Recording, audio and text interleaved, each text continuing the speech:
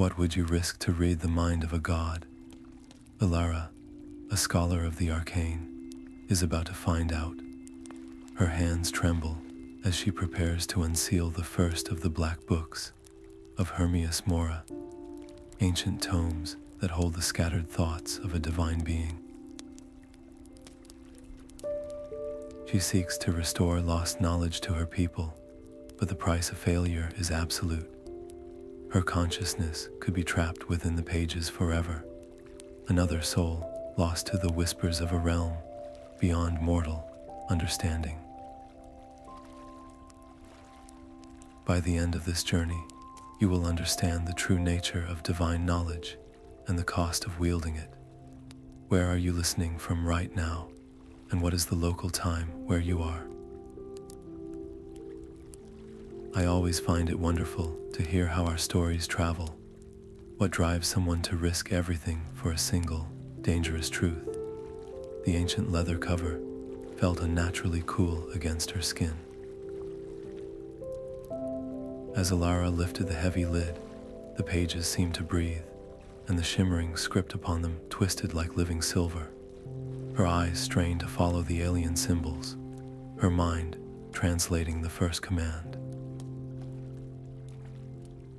It demanded a lens, a viewing glass forged from powdered moonstone, and the tears of a willow, all combined under the light of a waning moon. She worked through the night, her focus so intense, she barely noticed the world around her fading.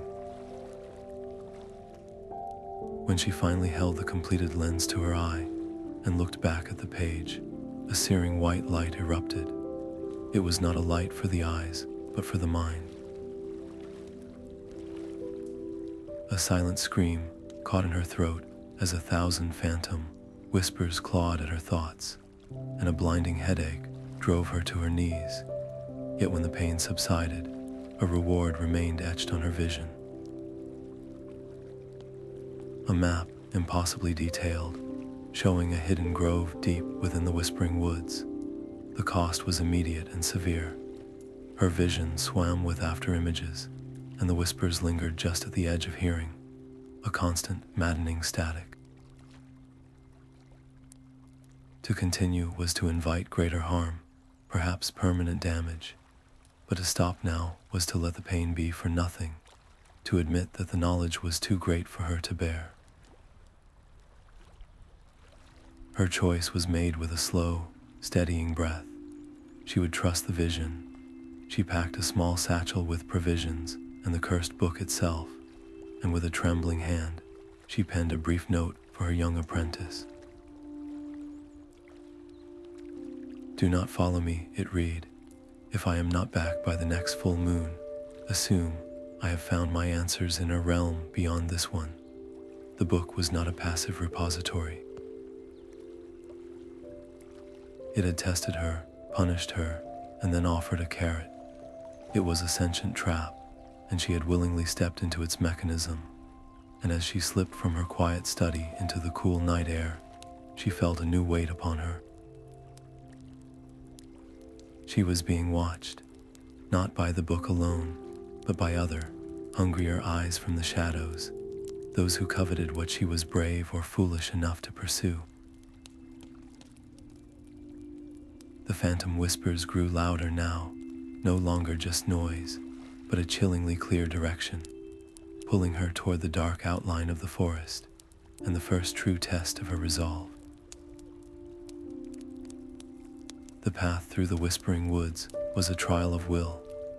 Every shadow seemed to whisper her name, and the map burned behind her eyes, guiding her steps to a clearing where the air grew still and heavy. Moonlight filtered through the canopy, illuminating a circle of ancient, crystalline stones. This was the grove. Following the instructions seared into her mind, Elara carefully placed the viewing glass she had crafted at the center of the circle. The stones began to hum, their surfaces catching the starlight. Her task was not one of brute force, but of celestial alignment. She had to rotate each crystalline pillar until the patterns etched upon them matched the constellations above. It was a slow, deliberate puzzle, her fingers tracing cold stone as she listened to the whispers, not as a distraction now, but as a guide. With a final, satisfying click, the last stone slid into place. The ground beneath the circle shimmered and dissolved, revealing a pool of water so dark and still, it looked like a shard of the night sky. Leaning over it, her own reflection did not look back.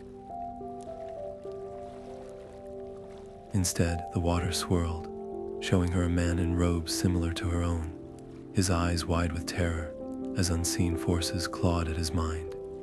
He was a scholar from a century past, and she watched him unravel, his sanity dissolving into a frantic scribble on parchment before he simply vanished. A cold dread settled in her stomach. This was the price of failure, a fate she had narrowly avoided in her study. Yet within his madness was a pattern, a specific sequence of mental defenses he had failed to maintain. She now understood the book did not just impart knowledge, it attacked the reader's consciousness directly. You must build walls within your own mind, even as you open it to the torrent.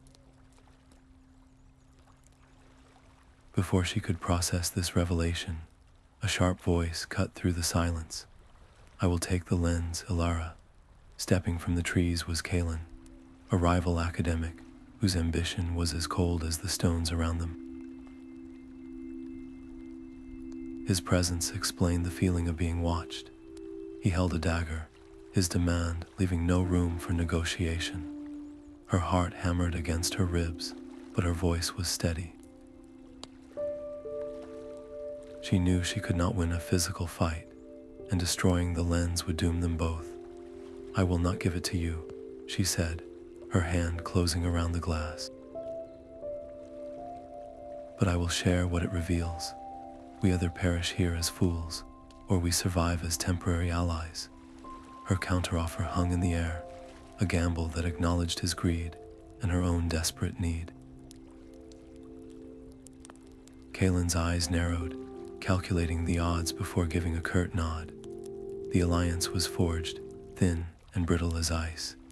As they both looked back into the dark pool, the water swirled once more. This time, it did not show a mad scholar. It showed a vast, lidless eye regarding them from an abyss, and the chilling certainty washed over Elara that this was no mere exploration. Hermius Mora was not a passive librarian. He was an examiner, and they were both subjects in a divine trial, their every move being judged. The knowledge she sought came with a test of her very soul. With the fragile truce in place and the lens secure, the vision in the pool shifted one last time, resolving into the image of a buried archway, overgrown with roots. It was the entrance to a library lost to time, hidden deep beneath the city streets, and their next destination was clear. The air in the flooded catacombs was thick with the smell of stagnant water and old rot.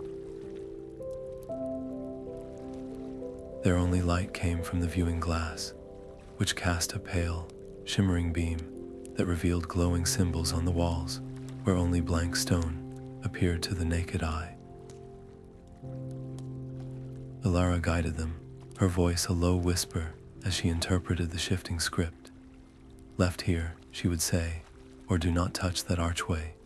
Spectral guardians, formless shapes of shimmering malice, drifted through the murky water, and only the lens revealed the safe path between their patrols.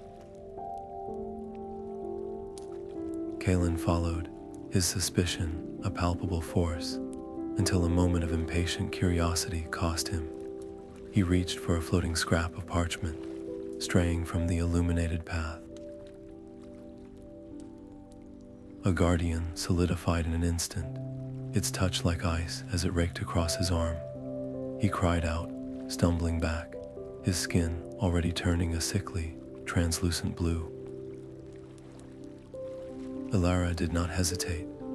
She pulled him into a dry alcove, her hands glowing with a soft, green light as she poured her limited healing magic into the wound.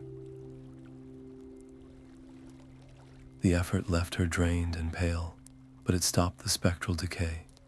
She then wordlessly offered him half of her remaining water and a portion of her journey bread. It was a practical decision, she told herself. They needed each other to survive this, but in the silent, shared moment that followed, the brittle ice of their alliance thawed just enough to bear weight.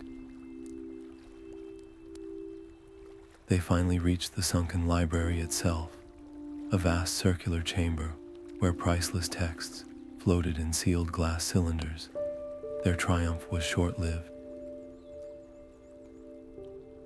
A deep groan echoed through the hall, and a crack split the domed ceiling, water beginning to pour in like a waterfall. The chamber was collapsing. "We cannot save it all," Kalin shouted over the roaring water, already moving toward the cylinders that pulsed with the green energy of Hermius Mora. The secrets of the god himself. Elara's eyes fell upon another section, where the texts glowed with a soft, golden hue. These were not about acquiring knowledge, but about defending against it. They detailed mental fortifications, wards against psychic invasion. It was the pattern she had seen in the mad scholar's failure. To take the god's knowledge now, without the means to withstand it, was to invite the same fate. She made her choice. Leave those, she commanded, her voice cutting through the chaos. "We take these." She began gathering the golden texts, shoving them into her waterproof satchel. Kalin stared at her in disbelief, but the crashing of stone into the rising water left no time for argument. He swore, snatching a few of the protective texts himself before joining her frantic retreat. As the last of the central chamber collapsed into the depths, a resonant chime filled the air. An ancient ward had been triggered. It was not an alarm for thieves, but a notification. The master of this place now knew someone had passed his test and taken a specific prize. The gaze of Hermius Mora, or those who served him, was now actively upon them. Exhausted and soaked, they emerged from the catacombs into a hidden sewer outlet. The protective texts were safe, but they were heavy with more than just physical weight. Elara unrolled one, the script within a complex weave of metaphysical concepts and mental architecture. It was a language of thought itself, impossible to decipher with mere scholarship. She looked at Kalin, his face grim in the faint light. "We have the shield," she said, her voice quiet but firm, "but we cannot build it alone. We need someone who can read the mind of a text, not just its words. We must find the oracle of the echoing peak." The climb to the echoing peak was a journey into silence, where the wind itself seemed afraid to make a sound. The oracle was not a person, but a presence, a coalescence of forgotten moments and lost histories swirling in a cavern behind a waterfall. To petition it, Elara had to offer a memory of equal weight to the knowledge she sought. She closed her eyes and reached into her past, selecting the warm, crinkled smile of her old mentor, the man who had first placed a book in her hands. The memory dissolved from her mind like smoke, leaving a cold, shapeless void where a beloved face had been.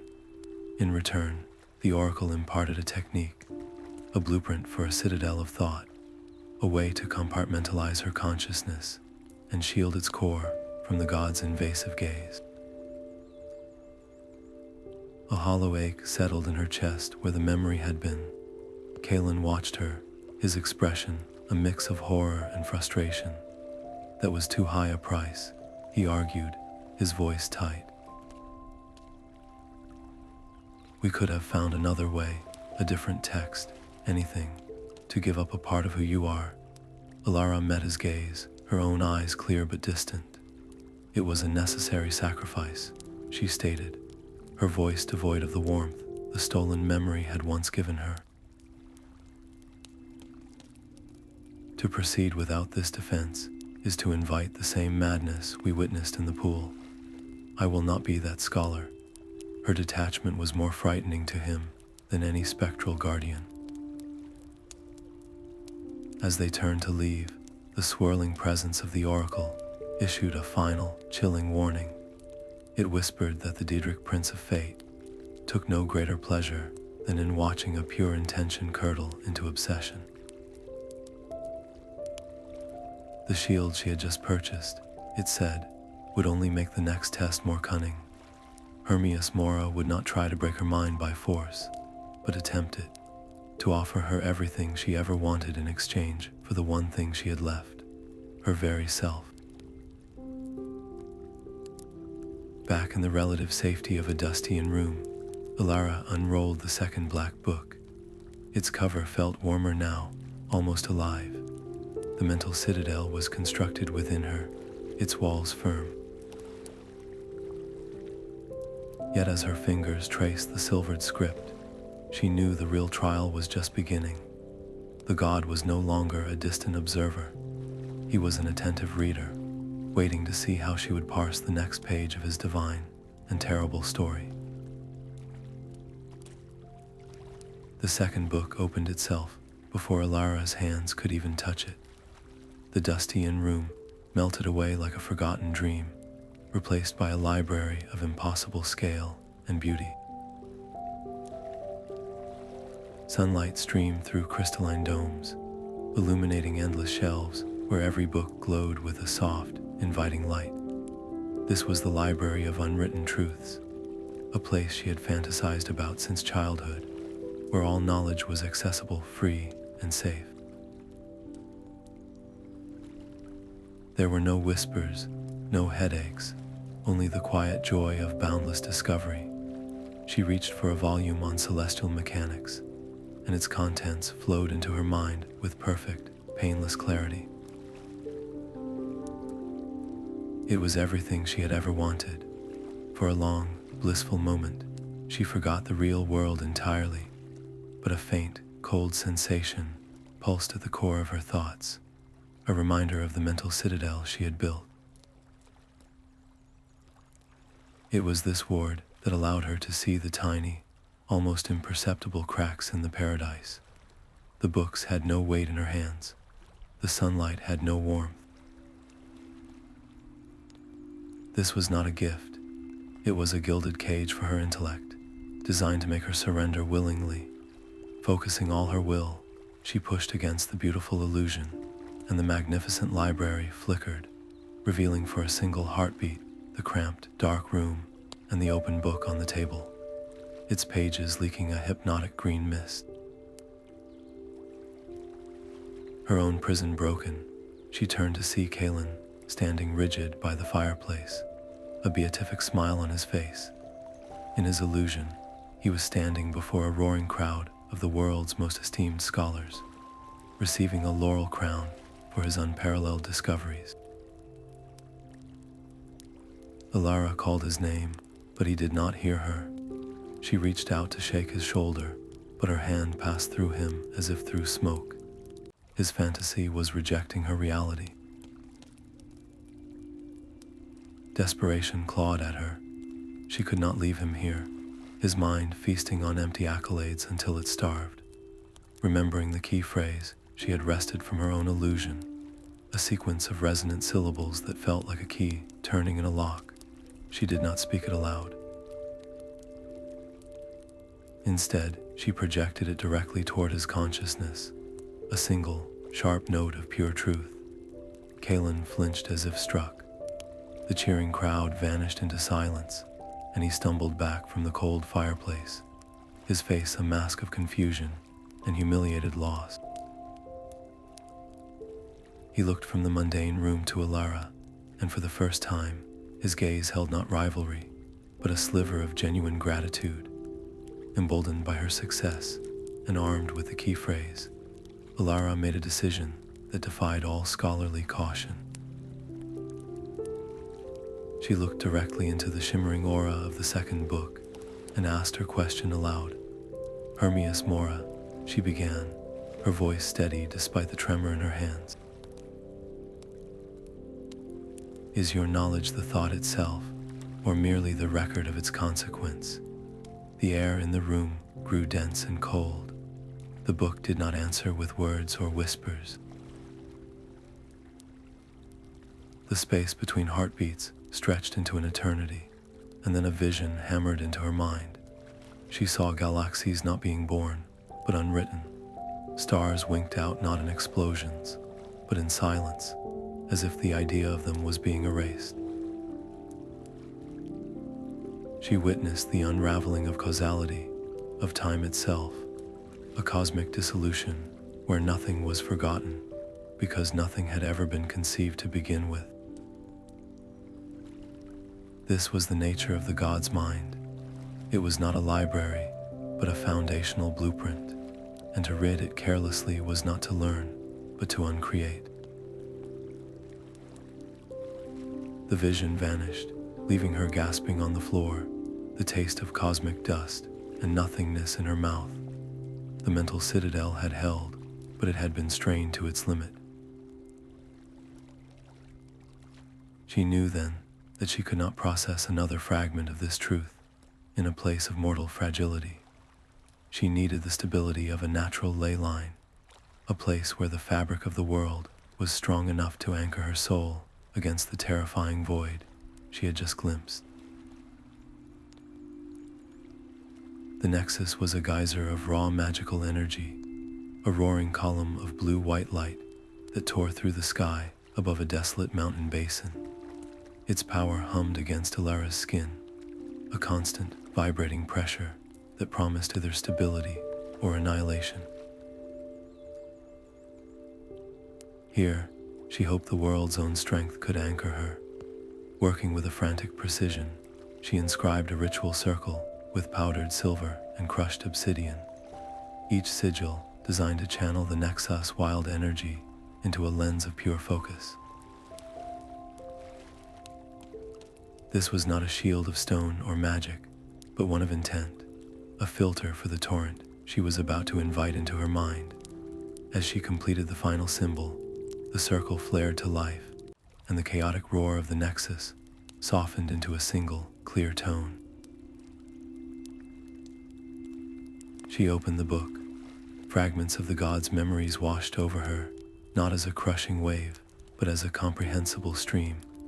She saw the birth of languages, not as sounds, but as fundamental patterns of meaning. She witnessed the first spark of logic in a primitive mind, a moment Hermius Mora had observed with the detached curiosity of a scholar, noting a chemical reaction. The knowledge was profound, but the perspective was chillingly alien. There was no joy in the discovery, only a cold cataloging of cause and effect. Her concentration was shattered by the sound of chanting. Figures emerged from the rocky crags, their faces hidden by deep hoods, their robes marked with the unmistakable symbol of the lidless eye.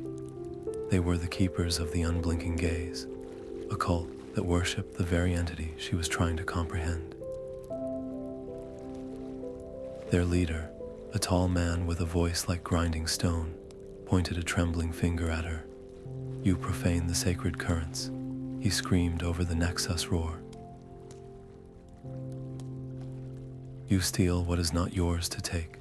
Cease this arrogance, or be unmade." Elara's heart hammered. To break the ritual now would mean losing the fragile connection, and likely her sanity. To fight them physically was impossible. Her eyes darted from the chanting cultists to the swirling energy of a ritual circle, and then to the fanatical fervor in their leader's eyes. Their faith was a power source, a focused and violent form of intent. It was reckless, a violation of every magical principle she knew, but it was her only choice. She began to whisper, altering the flow of energy through the silver lines. Instead of pushing the cultists back, her modified ritual drew upon their aggressive devotion, weaving their collective will into a shimmering, domed shield that solidified around the circle. They were now powering the very defense that held them at bay. The floodgates in her mind burst open. With the cult's energy reinforcing her focus, the god's memories became terrifyingly clear.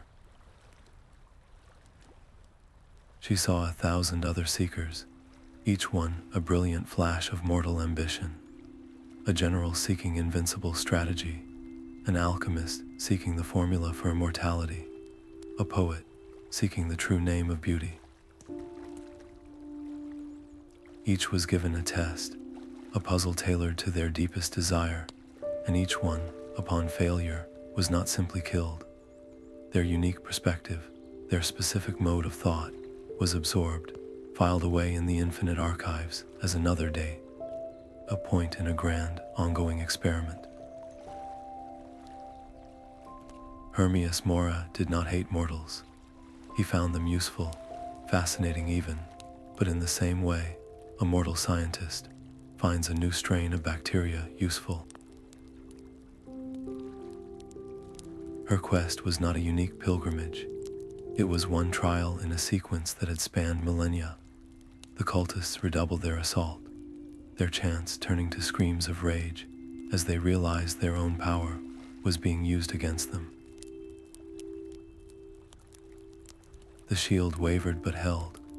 Elara knew it was only a temporary solution, as the last of the divine memory faded from her mind, leaving behind the bitter aftertaste of cosmic indifference. A new and urgent purpose crystallized. She was not the first, and she would not be the last, but she could be the first to learn from all the others. She had to find the failed readers, the other test subjects. Their shattered minds held the map of every wrong turn, and understanding their mistakes was the only way to avoid becoming just another entry in the god's cold, endless collection. The broken sage lived in a place of absolute silence, a cave behind a waterfall where even the roaring water seemed muffled by despair. Finding him was a matter of tracing whispers of failure, and Elara found him curled in the dark, his eyes wide and unblinking. He was the last survivor of a circle of 7 scholars who had, generations ago, attempted a collective reading. He was the only one who had returned, and he was utterly hollow. Convincing him to speak took not promises of reward or glory, but a simple, painful admission. "I am walking the same path," she told him, her voice soft in the gloom. "And I am afraid." Her shared fear was the only key that fit the lock of his silence. His testimony came in fractured bursts, a mosaic of madness. He described the mind of Hermius Mora not as a library of ordered facts, but as a storm of every thought that could ever be, all happening at once. It was an ocean of possibilities where every decision branched into infinite realities. Every truth was shadowed by its contradiction, and the sheer weight of maybe crushed the solid ground of his. His companions had not been driven mad by horror, but by a total loss of reality. They drowned in the chaos, unable to distinguish their own single thread of existence from the endless, screaming tapestry of what might have been. His warning was a raw, desperate plea. "You cannot navigate an ocean when you are but a single drop of water," he whispered, his hands trembling. "Turn back. There is no knowledge there, only the dissolution of the self." His despair settled over Elara like a physical weight, a fog of futility that threatened to extinguish her resolve. For the first time, her certainty wavered. Was she any different from the thousands of brilliant minds that had been erased in this divine experiment. Was her quest not noble, but profoundly arrogant?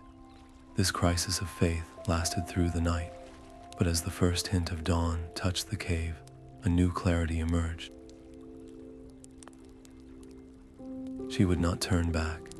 Instead, she would learn from their failure. She would not try to comprehend the entire ocean.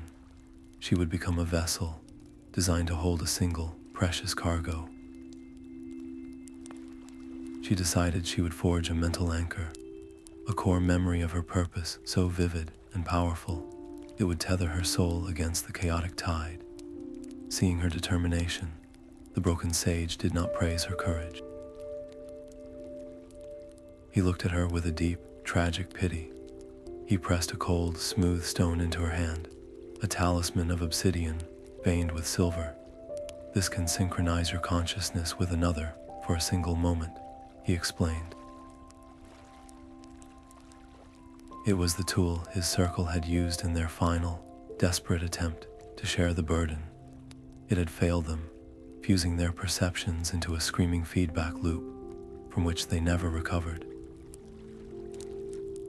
He warned her it was a last resort, a gamble that could either create a lifeline back to her own mind or weld her consciousness permanently to the gods, making her a permanent, screaming part of the chaos. Returning to her hidden sanctuary, a dusty tower library she had thought was secure, Elara began the delicate and painful work of building her anchor. She did not choose a memory of power or discovery. She chose the simple, quiet moment in her old mentor's study, the feeling of rough parchment under her fingertips and the smell of old books, the moment she first understood that knowledge was not about having answers, but about asking better questions. She focused every sense, every emotion, on that single point of light in her mind, weaving it into an unbreakable core of self. She was so immersed in this psychological forging that she failed to notice the faint, scrying eye that had formed in the dust of a high window ledge, or the distant figures now moving with purpose through the trees below. The keepers of the unblinking gaze had finally found their thief. The first sign of the ambush was the scent of smoldering incense, a cloying sweetness that did not belong in the crisp forest air. Elara's head snapped up from her work, just as a robed figure shattered the tower's lone window. They swarmed inside, their chants a low, buzzing hum, their eyes gleaming with a fanatical fire. The cult had found her sanctuary. Kalin reacted first, overturning a heavy table as a barricade, his earlier rivalry forgotten in the face of a common, physical enemy. The fight was a chaotic ballet of desperation. Elara could not match their blades with strength, so she used the knowledge she had nearly died to acquire. She whispered a phrase from the golden texts, and the very shadows in the corner of the room twisted, forming a phantom beast that lunged at the nearest cultist, buying them precious seconds. She scattered a pouch of enchanted dust, and the floorboards in the doorway turned to grasping, sticky tar, trapping two more. They fought not to kill, but to survive, using every trick of illusion and misdirection the protective tomes had taught them. For a moment, it seemed they might win. Then the cult leader stepped through the broken door, his presence silencing his own followers. He moved with an unnatural grace, his gaze fixed on Elara. As Kalin charged him in a desperate tackle, the leader simply gestured, and bands of solidified shadow coiled around Kalin, pinning his arms and lifting him from the ground. The fight was over. The leader's eyes, cold and depthless, met Elara's. "He cares for you," the leader stated, his voice devoid of triumph, a useful flaw. He will make an excellent offering to ensure our master's favor." With another flick of his wrist, the shadows constricted, and Kalin was dragged, struggling, from the tower and into the woods. Elara stood amidst the wreckage of her sanctuary, her heart a frantic drum against her ribs. The black books lay safely hidden in a compartment beneath the floor, her research notes scattered but salvageable. To run after Kalin now was to risk losing everything, to render every sacrifice meaningless. But to secure the books and let him be sacrificed was to become as cold and calculating as the god she sought to understand. Her breath hitched, the memory of Kalin accepting her shared bread in the catacombs, the flicker of gratitude in his eyes after she shattered his illusion. These were not data points. They were the anchors of her own humanity. She would not leave him. Her decision made, her mind became a crystal of focused intent. She would not charge in blindly. She stripped the robes from an unconscious cultist, the coarse fabric smelling of sweat and strange herbs. Disguised, she would walk right into their stronghold. It was a desperate gamble, but the protective texts had taught her that perception was a weapon, and a simple disguise could be more powerful than any spell. As she slipped into the forest, following the trampled path the cult had left, a new and terrifying realization settled upon her. The cult leader had not just been a fanatic. He had been a conduit. His promise of power had not been a hopeful prayer. It had been a transaction. Hermius Mora was no longer a distant examiner. He had taken a direct interest in her trial, and he had chosen his champion. She was not just infiltrating a cult stronghold. She was walking into a trap set by a god. The Fortress of Whispers was a living contradiction, a structure of solid stone that breathed like a lung, its corridors shifting with a low, grinding hum. Statues of robed figures lined the walls, their stone mouths moving in a constant, sibilant whisper that echoed Elara's own deepest doubts. "You are not enough," they seemed to hiss. "You will fail like all the others." Every turn threatened to lead her in a circle. Every shadow seemed to coil around her resolve. She could not navigate this maze with her eyes alone. Clutching the obsidian talisman the broken sage had given her, she pressed it to her temple and focused on a passing guard. For a single, vertigo-inducing moment, her consciousness synced with his. She saw the fortress not as a maze, but as a single, pulsing organism. Its lay, out clear in his mind as a map of duty and fear. She saw the path to the central chamber, and she felt his terror of the thing kept there. The connection snapped, leaving her staggering against a wall, the guard's fear of eternal silence, now a cold echo in her own thoughts. But she had her direction. She found Kalin in a circular prison, his arms bound by glowing chains. The walls around him were not stone, but were lined with fragments of black books, their shimmering script pulsing with a hypnotic rhythm, slowly draining his will to resist. Before she could act, the cult leader emerged from the shadows, his form seeming to drink the light from the room. "Your courage is commendable, but your understanding is childish," he said, his voice a dry rustle. "You see a rescue. Our master sees an audition." He produced a black book of his own, its cover darker than the void. "Let us see whose knowledge is more profound." The air shimmered. Illusions erupted around them, not as simple monsters, but as complex philosophical traps. The leader conjured a vision of Elara's old mentor, who praised her for abandoning Kalin for the greater good. Another showed her a future where she ruled a kingdom of perfect knowledge, its citizens hollow-eyed and obedient. Elara felt the illusions tug at her soul, offering her every selfish desire, dressed in the robes of wisdom. But she did not fight them with logic. She retreated into her mental anchor, focusing on that single, perfect memory of parchment and quiet curiosity. The glorious kingdom flickered, revealing a silent, empty hall. The praising mentor dissolved into mist. She saw through the lies because she remembered why she sought truth in the first place. Turning to the cult leader, she did not attack his mind, but instead reflected his own illusions back at him, filtered through the clarity of her anchor.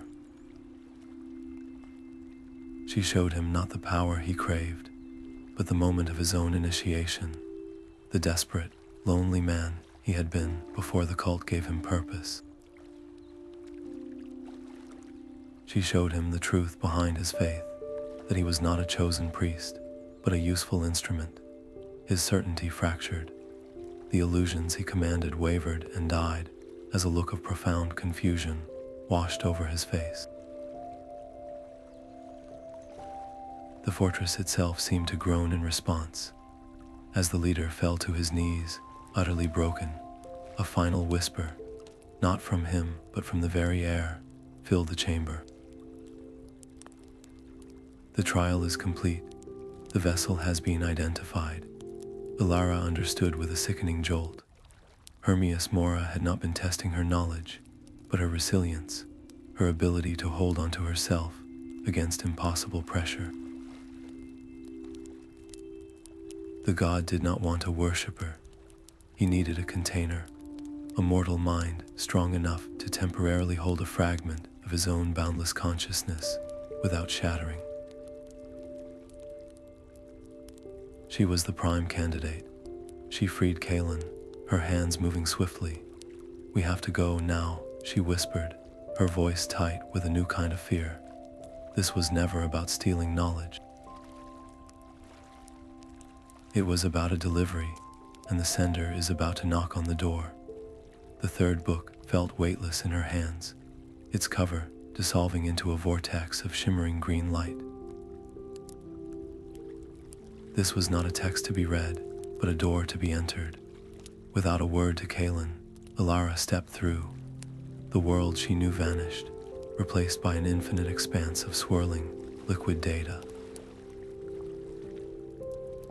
There was no ground, no sky, only the relentless current of a billion memories flowing through her, around her, into her. She felt the birth and death of stars as a physical pressure, the invention of writing as a sharp crackle in her mind, the collective grief of 1,000 lost civilizations as a crushing weight on her soul. Her own memories, her name, her face, her purpose began to fray at the edges, dissolving into the cosmic static. Desperately, she clutched at the anchor she had forged, the memory of parchment and quiet curiosity. She built her mental citadel, not as a fortress against the tide, but as a small, clear pool within it, a pocket of self where she could stand and observe the chaos without drowning. From this fragile vantage point, she saw the true shape of the god's mind.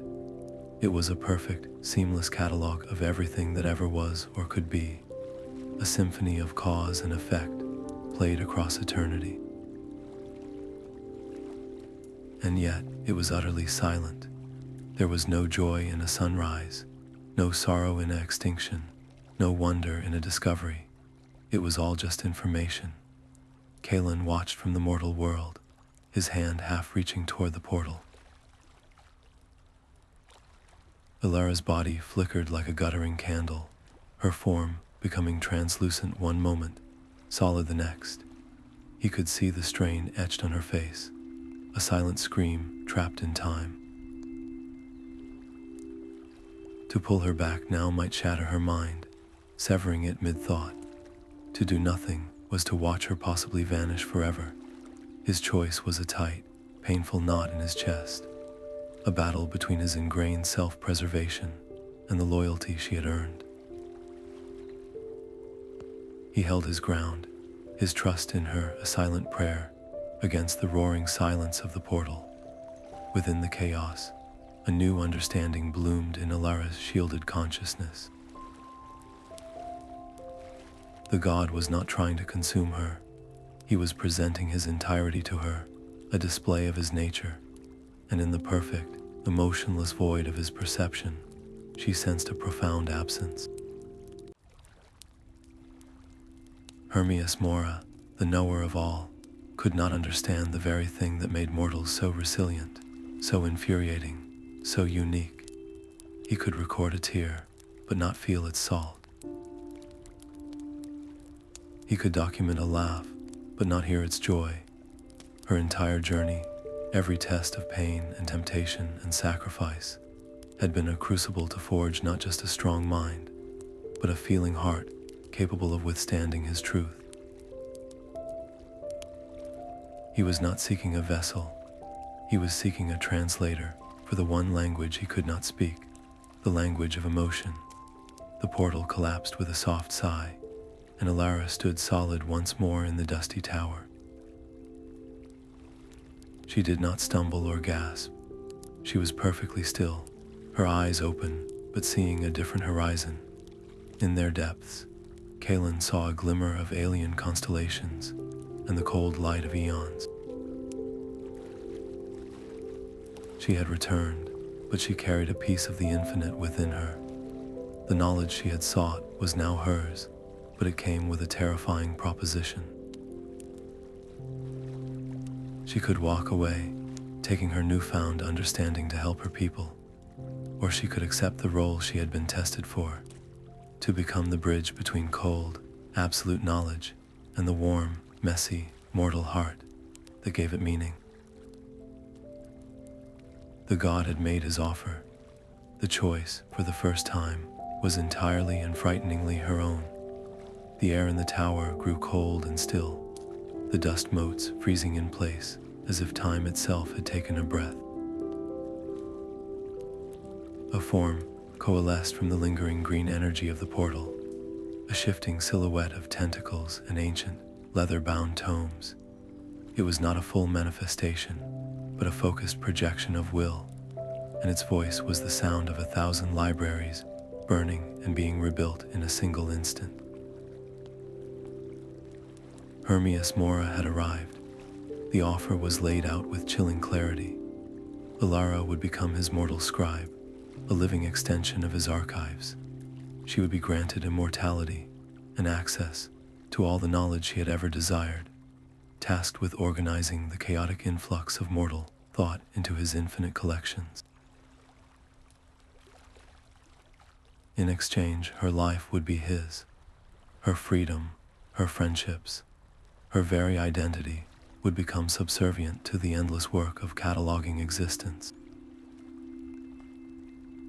To demonstrate the generosity of this offer, a tendril of energy lashed out, not at Elara, but at Kalin. The lingering bruises from their fight, the deep weariness in his bones, all of it vanished, replaced by a vitality he had not felt in years. The god then showed them a vision of Elara's homeland, safe and prosperous under an unseen, protective wing, its libraries thriving. Refusal now seemed not just foolish, but profoundly ungrateful, a spurning of a gift that also served as a shield. Kalin found his voice first, a raw, human sound against the god's cosmic whisper. Do not do this, Elara. You would be trading your soul for a catalog number. What is knowledge without the freedom to question it, without the ability to share it on your own terms? This is not a promotion. It is a prison made of parchment and promises. Elara felt the weight of the offer crush down upon her. The temptation was a physical ache, the dream of every scholar realized in a single, terrifying moment. Yet the thought of becoming a permanent, sentient fixture in that silent, emotionless library filled her with a dread deeper than any fear of failure. Her own mind, the very thing she had fought so hard to protect, would become just another shelf. She did not look at the god, but at Kalin, at the desperate hope in his eyes. She then turned her gaze back to the shifting form. "I cannot accept or refuse such a thing lightly," she said, her voice steadier than she felt. "I must seek counsel. I ask for time." A wave of divine amusement, cold and vast, washed over them. The patience of a god is not the patience of a mortal, Scribe. It is a resource, allocated with purpose. There are other minds, other ambitious souls who would not hesitate. Do not mistake my interest for indulgence. The pressure was immense, a countdown begun in the silent spaces between stars.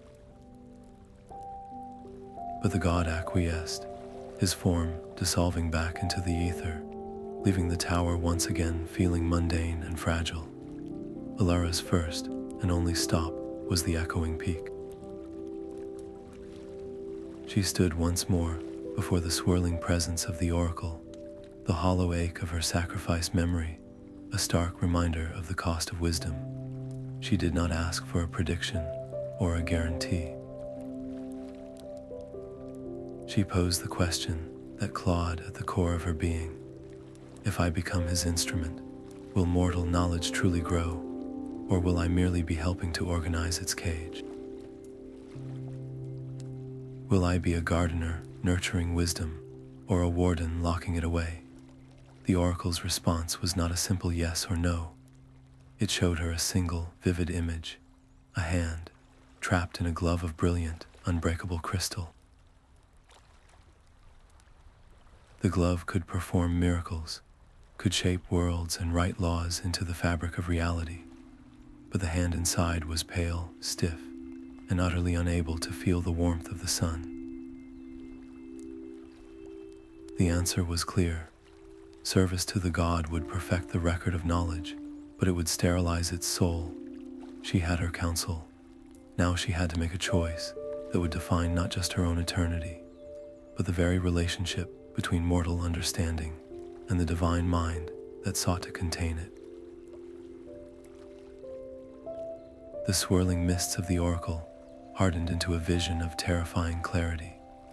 In one future, Elara saw herself enthroned in a library of impossible scale, her form ageless and her eyes glowing with cold, green light. She could answer any question, solve any mystery, but when a young apprentice approached her with a trembling, heartfelt query, she dismissed it as statistically irrelevant noise. She was perfect, powerful, and utterly alone, a monument to knowledge that had forgotten why it was sought. The second future was a storm of beautiful chaos. She saw herself old and frail, but surrounded by vibrant, arguing students in a sunlit hall. They were building upon her work, challenging her conclusions, and discovering truths she had never imagined. Knowledge flowed freely, but it was messy, emotional, and alive. Yet a shadow lay over this future, a subtle drought of inspiration. The deepest, most dangerous truths of the cosmos remained just out of reach, deliberately withheld by a spiteful, unseen hand. The oracle's message was undeniable. Acceptance meant losing her soul to save knowledge. Refusal meant saving her soul, but potentially starving the world of its most profound insights. It was a choice between becoming the perfect instrument or remaining the flawed, but essential, teacher. Elara's decision crystallized not from courage, but from a simple, unwavering truth. A library no one can question is a tomb. She would refuse the god's offer, but she would not simply walk away. She would attempt the unthinkable. She would bargain. She would propose a compromise, a periodic exchange where she would share her unique mortal perspective on specific mysteries, acting as a consultant rather than a servant. It was a fragile hope, a thread of diplomacy stretched over a chasm of divine pride. The oracle's final whisper was a chill wind. You seek to trade with a being who owns the concept of trade itself. He may see this not as negotiation, but as insolence, and his wrath is the closing of a book, the eternal silencing of a voice he once found interesting. The risk was apocalyptic. He could strip her of all she had learned, or worse, turn her into a warning for others, a mindless statue whispering forgotten secrets in his halls. With the vision of the two futures burning behind her eyes, Elara turned from the oracle. She did not feel brave. She felt like a single note of music, preparing to challenge the entire symphony. She reached out with her mind, not in supplication, but in declaration, calling the attention of the Prince of Fate. The air in the tower began to curdle, and she stood ready to deliver her answer. Her voice did not waver as the words left her lips. I must decline your offer, Lord of Secrets. I cannot be your scribe. The shifting form of Hermius Mora coalesced into a sharper, more focused presence, the air growing thick with the scent of ozone and old parchment. A low sound, like the rustling of a million pages, echoed through the tower, the sound of divine amusement, cold and utterly devoid of mirth. You believe you have a choice in the matter. The statement was not a question, but a correction of her fundamental misunderstanding. To illustrate his point, he did not threaten her, he showed her. Visions flooded her mind, not as illusions, but as undeniable certainties. She saw a plague ravaging a coastal village, a cure existing within a scroll she could immediately access. She witnessed a kingdom marching to a war based on a lie, a truth she could reveal with a single whispered sentence. The knowledge to prevent these tragedies was right there, held just beyond her fingertips, offered in exchange for her submission. The weight of every potential life lost settled on her shoulders, a brutal test of her resolve. Kalin stepped forward, a protective instinct overriding his fear, but Elara raised a hand, her gaze never leaving the god. She stood her ground, her mind clinging to the oracle's warning. A gardener, not a warden. You have countless servants who record, she said, her voice cutting through the psychic torrent. But how many can truly converse? A controlled servant will only ever give you the answers you already expect. A free partner, however, might offer you a question you have never considered. She was appealing to the one thing an omniscient being might lack: the thrill of genuine surprise. The swirling energy around the god stilled. The amused rustling ceased, replaced by a profound and calculating silence. He was, for the first time, truly listening. Her argument had found its mark, striking at the core of his endless, lonely curation. A new vision then bloomed in the space between them, not of suffering, but of a single, radiant idea. A thought he had cast into the mortal realm eons ago, and had been unable to relocate. It was a shard of his own consciousness, lost to the chaotic currents of mortal dreams. Very well, the voice whispered, each syllable a universe of implication. You wish for partnership, prove your value, find what I have lost, retrieve my stray thought from the wilds of your world. The task was impossibly vague and undoubtedly perilous, a test designed to either break her or reveal her worth. Elara did not hesitate. She bowed her head, not in submission, but in agreement. We will find it. With the terms set, the divine presence withdrew, leaving the tower feeling cavernous and empty. The air itself seemed to sigh in relief. Elara turned to Kalin, the shared understanding passing between them without words. This was not an end, but a new beginning fraught with even greater danger. They were no longer thieves in the gods' library. They were contractors on a divine errand, hunting for a single, powerful idea in a world overflowing with them, knowing that failure would mean not just their end, but the revocation of a bargain that could change the very nature of mortal and divine relations. The lost thought of a god was not a whisper or a dream, but a physical thing, a shard of crystalline logic pulsing in the heart of a forgotten ruin. The entrance was a gaping maw in the earth, and the air that sighed from it was heavy with the dust of dead languages. Inside, the corridors were a shifting lattice of stone and light, a three-dimensional puzzle designed to test not just knowledge, but the very way two minds could work as one. Their first challenge was a chamber whose ceiling was a perfect map of a forgotten night sky.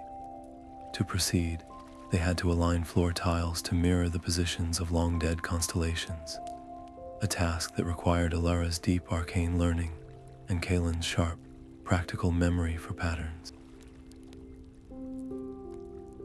With a resonant chime, the starry door slid open, but a wave of fatigue washed over them, as if the puzzle had fed on their mental energy.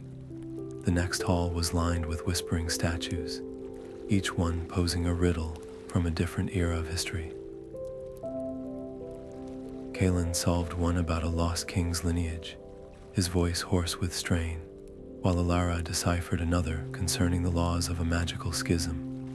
Each success brought a section of the treacherous, illusory floor into solidity, guiding them forward, but the constant drain on their intellect left them irritable and hollowed out.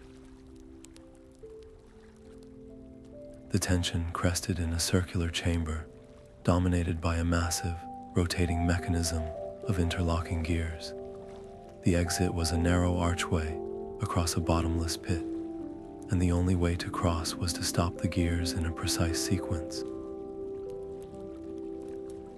Frustrated and exhausted, Kalin misread an ancient numeral, his hand hovering over a lever that would have sealed the chamber forever. Stop.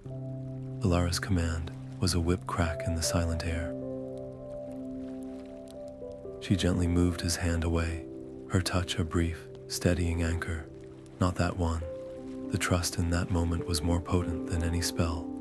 Seeing the strain in his eyes, she made a decision. She pressed the cold obsidian talisman to her own temple, and then to his. For a single, dizzying heartbeat, their consciousnesses synced. It was not an invasion, but a confluence. She felt his quick, tactical instincts, and he understood her deep, patient scholarship. They moved as a single entity then, their actions perfectly coordinated. They manipulated the final gears not as two people, but as two halves of one mind, and the path solidified before them. At the chamber's heart, the lost thought awaited them. It was a prism of pure, clear crystal, and within its core swirled a miniature galaxy of shimmering light. As Elara reached for it, the artifact did not resist. It floated into her palm, its pulse a rhythm that felt both alien and familiar. It did not seek to corrupt or dominate. It simply was, a perfect idea waiting to be understood. In that moment, they had proven their thesis. Mortals working together could handle a fragment of divine knowledge without being broken by it. They had not just retrieved a prize, they had demonstrated a new paradigm. Carrying the crystalline thought, they emerged from the ruin into the fading light. The artifact hummed with a quiet power, a beacon that would undoubtedly call its owner. Their return journey was not a retreat, but a march toward a reckoning. They had passed the gods' test, and now they held in their hands the key to a partnership that could reshape the boundaries between mortal curiosity and divine omniscience. The crystal thought dissolved into the swirling form of Hermius Mora, its light absorbed into the infinite archives of his being. A profound silence followed, heavy with the weight of a decision being made across eons. Then the voice echoed, not as a command, but as a statement of fact. The pact is sealed. You will be my interlocutor in the mortal realm. A sudden, searing heat bloomed behind Elara's eyes, and for a moment, the entire physical world flickered, replaced by the dizzying vista of the gods' library. The link was forged, a permanent, silent conduit to all that was known. She could feel the information there, a vast ocean lapping at the shores of her mind, ready to answer any query she posed. The power was intoxicating and immediately dangerous. An untrained thought about a simple plant threatened to pull in the entire botanical history of 3 continents, the pressure building behind her temples like a coming storm. She had to learn to build mental dams, to ask precise questions, or risk being swept away by the very answers she sought. Kalin watched the alien light fade from her eyes, replaced by a focus that was both familiar and unsettlingly deep. "You have what you wanted," he said, his voice carefully neutral, but at what cost? That link is a chain, Elara. It is inside you now. How long before it starts to change what you are, before his way of thinking becomes your own? His concern was a stark contrast to the divine agreement, a reminder that the greatest battles might not be for knowledge, but to retain the self that sought it. Elara met his gaze, the new connection humming within her like a second heartbeat. "I will not be his servant, and I will not be consumed by this," she promised, her voice firm. "This knowledge was meant to be shared, not hoarded. I will use it to help our people, to solve the plagues and prevent the wars he showed me, and I will teach others how to approach such power without being broken by it. We can build a new tradition, Kalin, one where we do not steal from the gods, but learn from them with respect and caution." Her words cemented her path. She was no longer just a scholar, but a pioneer, the first bridge across a previously unthinkable chasm. With a final, resonant whisper that was both a promise and a warning, the presence of Hermius Mora withdrew from the mortal plane. The precedent was set. For the first time in recorded history, a mortal had not just bargained with a god, but had established a treaty of intellectual exchange. The balance of power had subtly, irrevocably shifted. The pursuit of ultimate knowledge was no longer a solitary, suicidal quest, but a potential dialogue. As the last echo of the divine faded, Elara turned to Kalin, the formidable weight of her new purpose settling on her shoulders. The first task of her new role was not to consult the infinite library, but to mend the human trust beside her, and to convince him that the woman he had fought alongside was still there, ready to face the future they had chosen together. The first student arrived at her door during a rainstorm, a young woman shivering not from the cold, but from a hunger for answers that Elara recognized in her very soul. Soon, dozens followed, and the quiet tower became a living school she named the New Archive.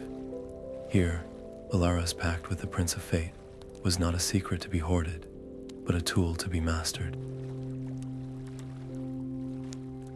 She designed the curriculum around the very trials that had forged her. Students began not with grand questions, but with mental exercises, learning to build their own psychic anchors before they were even allowed to glimpse a single page of transcribed divine script. The archive itself was a marvel of layered protections. The walls humming with words Elara had translated from the golden texts, creating a sanctuary where mortal minds could engage with cosmic truths without being unmade by them. It was a slow, careful cultivation of wisdom, not a reckless grab for power. This deliberate approach did not sit well with the established academic circles. The first public denunciation came from the High Synod, a council of revered mages who saw her collaboration with a Daedric prince as the ultimate heresy. They accused her of selling mortal souls for a cheap trick of knowledge, of opening a door that could never be closed. Elara did not respond with a manifesto or a magical duel. Instead, she issued a quiet, public invitation. She asked her most vocal critics to walk the halls of the new archive, to witness the students not as hollowed-out vessels, but as vibrant, critical thinkers engaged in profound debate. She showed them the intricate fail-safes, the emphasis on ethical inquiry, and the first rule inscribed above every doorway: question everything, even this. One by one, the critics were disarmed. They saw that her school was not a temple of worship, but a laboratory of understanding. The confrontation she had feared became her greatest opportunity, transforming skeptics into cautious allies and proving that dialogue could bridge the deepest ideological chasms. This success, however, sent ripples far beyond the mortal realm. The very existence of a thriving, cooperative exchange between a mortal and a god shifted the balance of power. Other entities, from the mercurial gods of invention to the stoic patrons of nature, began to look upon humanity not as amusing playthings or rebellious children, but as potential interlocutors. The stakes were no longer just about one school's survival, but about forging a new celestial diplomacy. In the quiet of her study, the familiar pressure of an incoming vision blossomed behind Elara's eyes. The endless shelves of Hermius Mora's library flickered into her perception, but this time, a single, radiant tome was thrust forward. Its contents hinted not at a historical record, but at a living, breathing possibility. It suggested a fundamental restructuring of magical theory, a way to weave the fabric of spells using principles of empathy and shared intent, rather than raw willpower. This was not merely new knowledge, it was a key to a new kind of magic, one that could revolutionize every enchantment, from the simplest light spell to the most complex wards. The god had delivered the blueprint, and the daunting task of building it now rested squarely on her shoulders. The vision unfolded behind her eyes with the force of a collapsing star.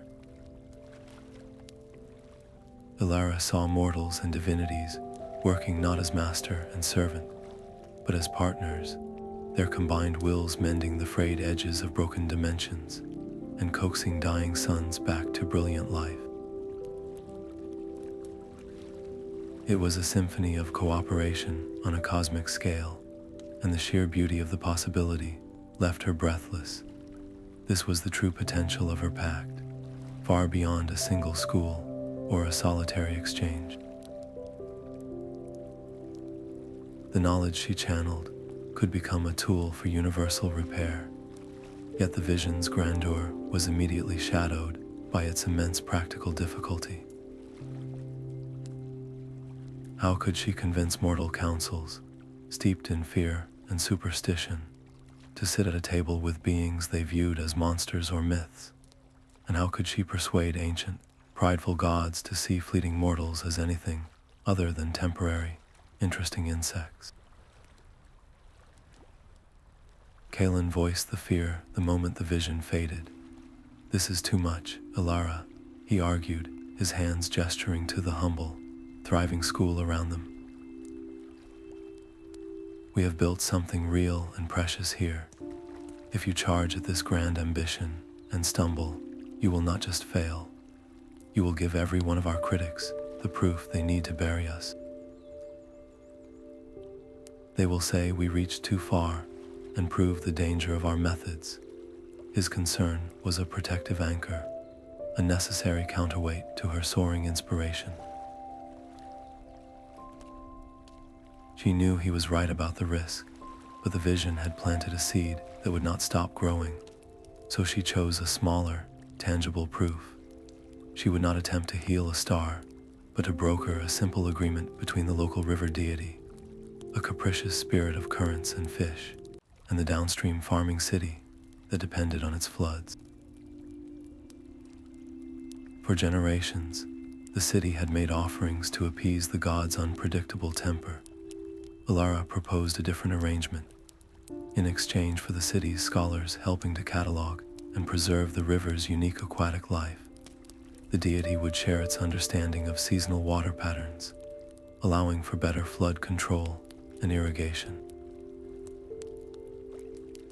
The negotiations were painstaking. The city council feared trickery, while the river spirit initially scoffed at the notion of needing mortal help. Elara acted as translator, not just of language, but of intent, patiently explaining the mortal concept of a sustainable partnership to the god and the divine perspective of a balanced ecosystem to the farmers. When the pact was finally sealed, the results were quietly revolutionary. The city's harvests flourished with predictable water, and the river ran cleaner and more vibrant than it had in a century. This single, local success became a beacon. Other minor deities and mortal communities took notice, some with hope and others with deep suspicion. To traditionalist mages and jealous gods, this new model of shared sovereignty was a direct threat to the established hierarchy. It suggested that power did not have to flow only downward, that it could be a collaborative current. Emboldened by this living proof, Elara began to sketch the foundations of a far more audacious project, a formal charter for a council where mortal and divine representatives could meet as equals to address the fractures beginning to appear in the world itself. The air in the chamber was thick with the scent of ozone and old stone, a palpable tension between the mortal and divine representatives seated around the circular table. Elara stood at its center, her heart a steady drum against her ribs. This was the first gathering of the Unity Council, a fragile experiment born from a river pact and a daring vision. A high mage from the Synod sat stiffly beside a weathered farmer who had negotiated with the river spirit, while across from them, a goddess of craftsmanship and a god of hidden paths regarded the proceedings with ancient, unreadable eyes. The debate began immediately, a clash of scales and priorities. The mage argued for strict magical oversight on all shared knowledge, while the goddess insisted mortal institutions were too volatile to be trusted with certain cosmic truths. The farmer simply asked who would be responsible if a divine insight led to a failed crop. The very concept of jurisdiction was a foreign language being translated on the fly. Elara listened, her mind working not as a scholar now, but as a weaver, finding threads of common purpose in the discord. She guided them past their fears, and after hours of fraught discussion, they forged a single, foundational principle. Knowledge in all its forms must serve life, not dominate it. This fragile accord was immediately tested. The god of hidden paths, a being of shifting shadows named Lorien, saw an opportunity. He subtly manipulated the conversation, twisting a mortal inventor's description of a new water purifying crystal into a plea for exclusive divine patronage. He offered unparalleled efficiency in exchange for sole rights to the underlying principle, a move that would have hoarded a life-saving innovation. All eyes turned to Elara. She felt the weight of Hermius Mora's gaze upon her, a silent examiner of her mediation. She did not confront Lorien with anger, but with the cold, clear logic she had learned in the god's own library. She invoked the council's new principle, exposing how his proposal would dominate life, not serve it. Then, drawing on her hard-won experience with binding pacts, she drafted a clause on the spot, a binding agreement that prevented any party from exploiting another's creations or insights for exclusive gain. Her words were firm, her terms precise, a testament to her transformation from a seeker of secrets to a guardian of fair exchange. Lorien, outmaneuvered and bound by the very rules he had tacitly accepted, acquiesced with a slight, chilling smile. The meeting adjourned, the air still buzzing with unresolved tensions, but also with the faint, undeniable hum of a new possibility. As the last representatives departed, Elara remained in the silent chamber. Her fingers, which had once trembled against the cool leather of a black book, now rested steady on the polished table. She thought of the solitary scholar in a dusty study, risking everything for a single dangerous truth, and marveled at the path that had led her here, to a room where gods and mortals had just agreed, however reluctantly, to build a future together. The first sign was a baker who could no longer remember his own recipes, his hands hovering over flour and yeast in blank confusion. Then a historian awoke with the names of kings erased from his mind. A plague of ignorance was sweeping the land, not a sickness of the body, but a quiet theft of the mind itself. Elara felt the disturbance through her divine link, a gnawing void where knowledge should have been. Tracing the source led her to a rogue artifact, a pulsating orb of obsidian that actively consumed memory and skill, wielded by a faction who called themselves the Quietude. They believed that forgetting history and unlearning complex arts was the only path to a simple, peaceful world, and they had already emptied entire libraries into their devouring machine. As Elara ventured closer to the artifact's hiding place, its effect clawed at her own mind. The name of her first teacher slipped away, then the taste of her favorite tea. She found herself staring at her own research notes, the symbols now meaningless scratches. It was Kalin who steadied her when she forgot why she had entered a room, his voice a patient anchor in the rising fog. Her students took turns reminding her of foundational spells, their own growing knowledge now a lifeline for their founder. She was a cartographer losing her map, dependent on those she had taught to guide her back to herself. Her plan was a desperate gamble. The artifact feasted on knowledge, so she would give it a feast it could not digest. She proposed overloading its core with a tidal wave of contradictory information, using the Unity Council's nascent network to coordinate a simultaneous release of data from multiple sources. From the river deity came the entire chaotic history of its currents. From the god of hidden paths came a million dead-end trails.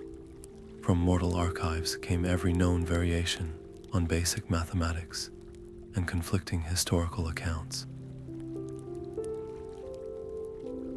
The goal was not to destroy the artifact, but to paralyze it with indecision, forcing it to jam on the paradox of everything being true at once. The moment of activation was a silent, psychic thunderclap. The obsidian orb flared with a violent, stuttering light as the torrent of conflicting truths poured into it.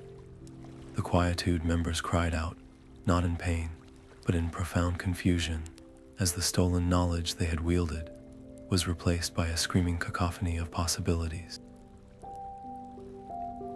The artifact shuddered and went dark, its hunger finally broken, yet the victory was bittersweet. While the plague was halted, the backlash had left the wielders mentally scarred, adrift in a sea of jumbled facts, without the ability to navigate them. Elara faced a choice between punishing their fanaticism and offering them a path back from the abyss they had created. She chose mercy. With the artifact neutralized, she turned her full attention to healing. She and her students used the archives of the new archive not as a weapon, but as a medicine, carefully reintroducing lost skills and histories to the afflicted regions. They worked with the Quietude themselves, helping them rebuild not just the libraries they had destroyed, but a new understanding that true peace is found not in emptiness, but in the wise and shared stewardship of knowledge. The crisis had tested the very faith her school was built upon, and in its aftermath, she saw that the most powerful magic was not in acquiring truth, but in the patient, compassionate work of helping others remember it. The work of healing was a slow, deliberate mending of the world's mind. Elara and her students traveled from village to town, their arrival marked not by grand pronouncements, but by the quiet hum of focused magic. They did not simply pour lost facts back into empty heads. Instead, they used tailored memory spells, intricate weaves of energy that acted as gentle guides, helping a farmer recall the precise turn of the soil for a winter crop, or a grandmother remember the melody of a forgotten lullaby. Alongside the magic, they established educational programs, teaching people how to build their own mental defenses, to treasure and protect their personal histories as their most valuable possession.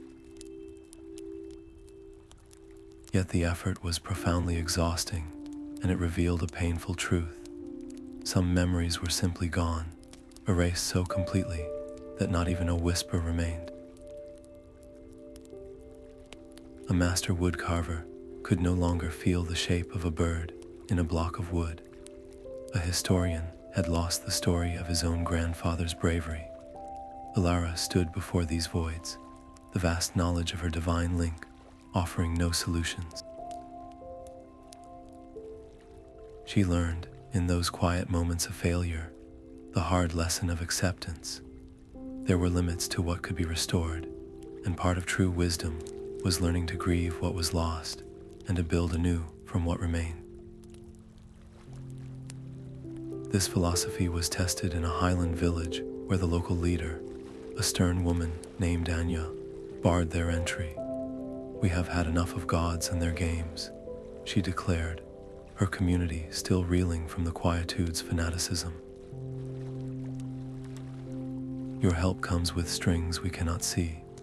To force their aid would have been a betrayal of everything Elara now stood for. Instead, she respected the refusal, leaving a simple offer. "The door is open if you ever choose to walk through it. We will be nearby."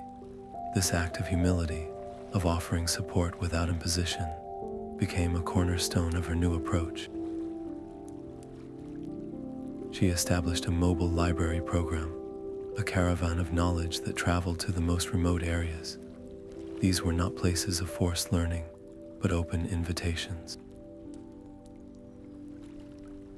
People could come and go as they pleased, exploring books on agriculture, history, and magic at their own pace. The program ensured that knowledge was accessible, but never imposed, a living testament to her commitment to free will.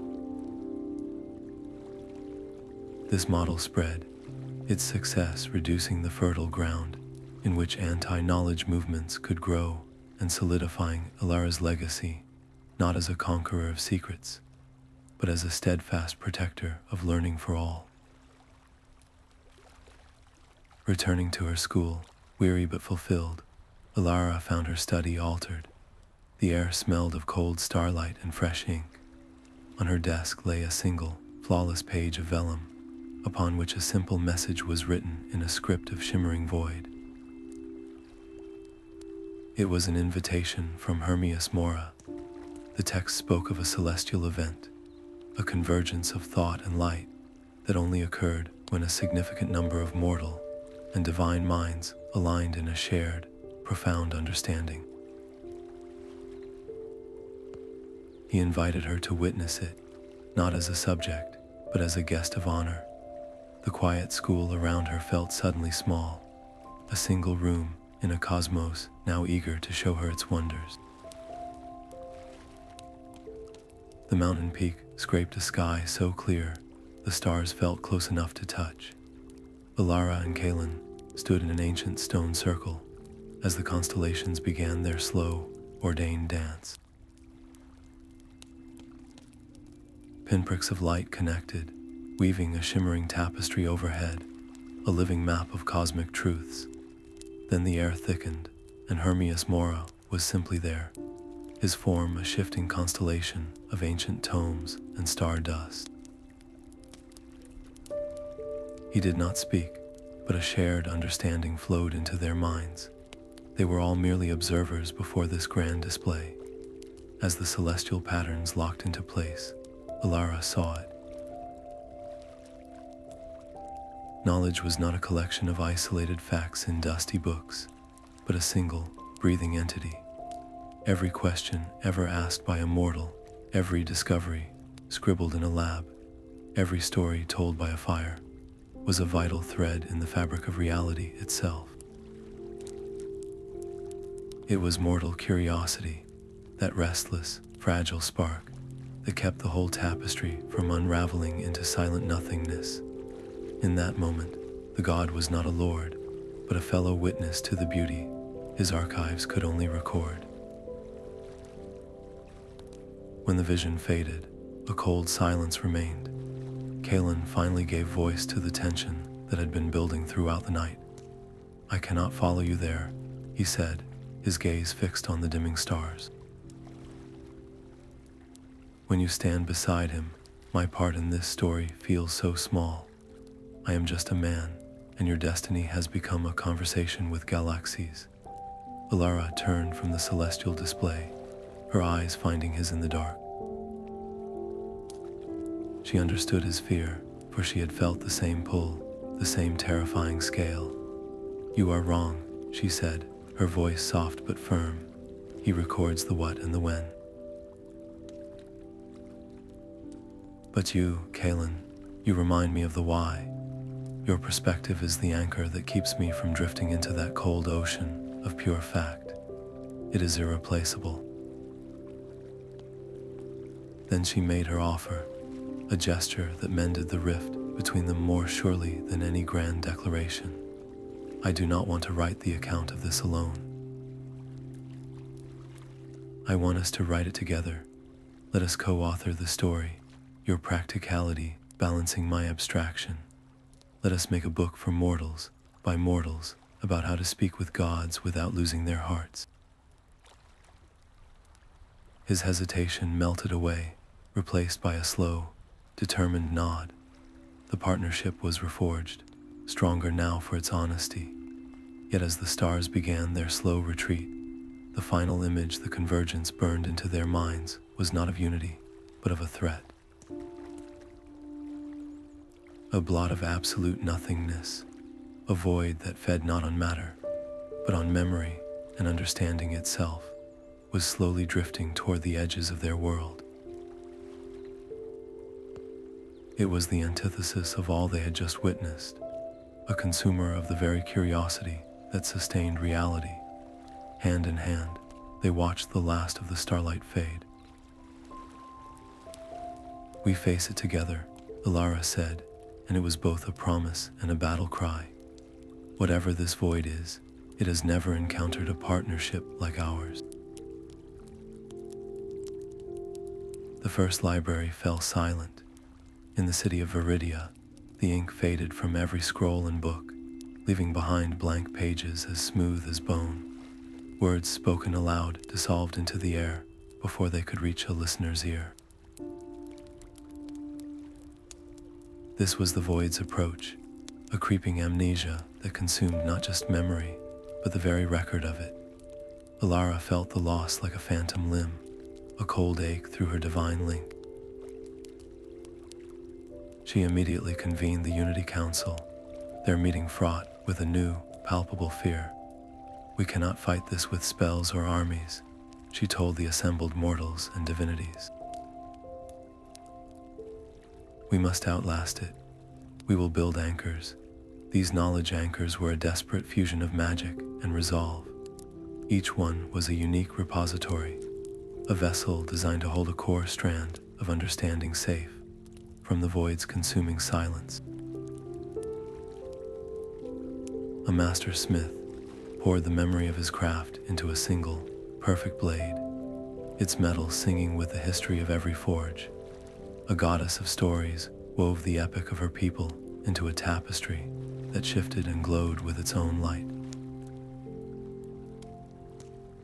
But the creation of each anchor demanded a steep and personal cost. The smith, once his memory was sealed within the metal, could no longer recall his own son's name. The goddess, in giving her story a physical form, felt the emotional truth of it fade from her heart, leaving only the hollow shell of the plot. As the silent tide spread, a bitter conflict erupted within the council. Some of the divine members argued for a full retreat to their own protected realms, leaving the mortal world to its fate.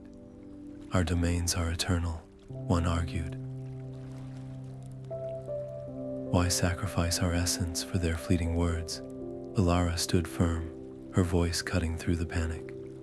"If we abandon them, we prove that knowledge is only for the powerful," she countered. "We save everything we can, or we lose the right to call ourselves wise. This is not about preserving power. It is about preserving meaning." The greatest anchor was to be the central repository at the new archive itself, a beacon that would hold the collective heart of their work. To power it, a consciousness would have to be permanently tethered to the school, acting as a living keystone. Elara did not ask this sacrifice of anyone else. "I will anchor the central repository," she stated, her decision falling with the weight of finality. Kalin gripped her arm, his face a mask of anguish. "That is a life sentence," he pleaded. "You will be a ghost in your own school, a mind trapped in stone." She met his gaze, her resolve a quiet, terrible thing. "Then I will be a ghost that remembers," she whispered. While the anchors were placed in hidden vaults and sacred groves, a more terrifying discovery was made. The void was not a mindless force. It was the breath of a forgotten god, an entity of absolute oblivion that predated even the oldest divinities. Hermius Mora, the knower of all, confessed a chilling truth through their link. To confront this being is to risk being unmade from the record of existence itself, he warned. "It is a silence I have always feared. Stopping it would require bargaining with a force that desired not just an end to life, but an end to the very idea that life had ever been." With the final knowledge anchor secured, and her own spirit bound to the foundation of the new archive, Elara prepared for the last, most desperate step. The anchors were a shield, but the void would eventually consume the world around them. To save the future, she would have to walk into the heart of the silence and speak with the end of all things. The silence was not an absence of sound, but a presence that actively consumed it. Elara stepped across the threshold, and the very concept of thought frayed at its edges.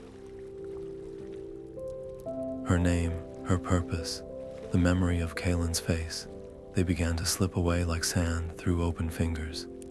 Instinctively, she retreated into the mental citadel she had forged, clutching the anchor of parchment and quiet curiosity. At the same time, she felt the cold, steadying pressure of her pact with Hermius Mora, a tether of pure information that held her identity firm against the dissolving tide. She was a single, defiant note in an ocean of nothingness.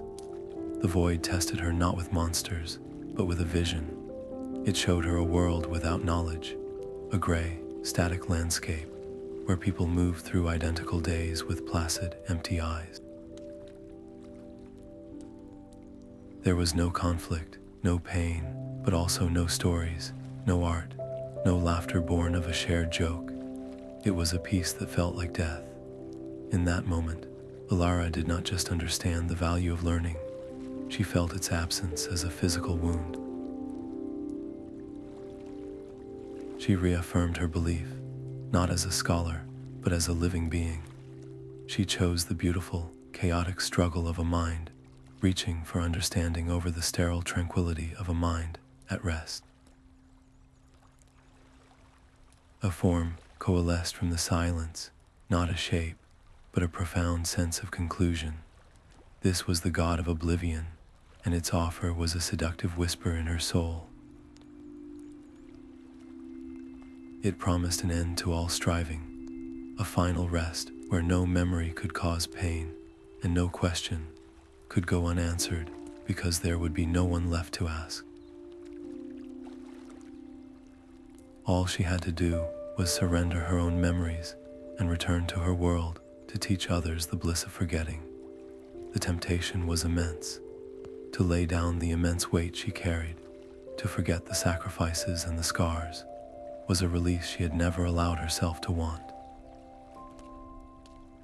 But she looked at the gray world of the vision and saw that this peace was a lie. It was not contentment, but emptiness. She refused.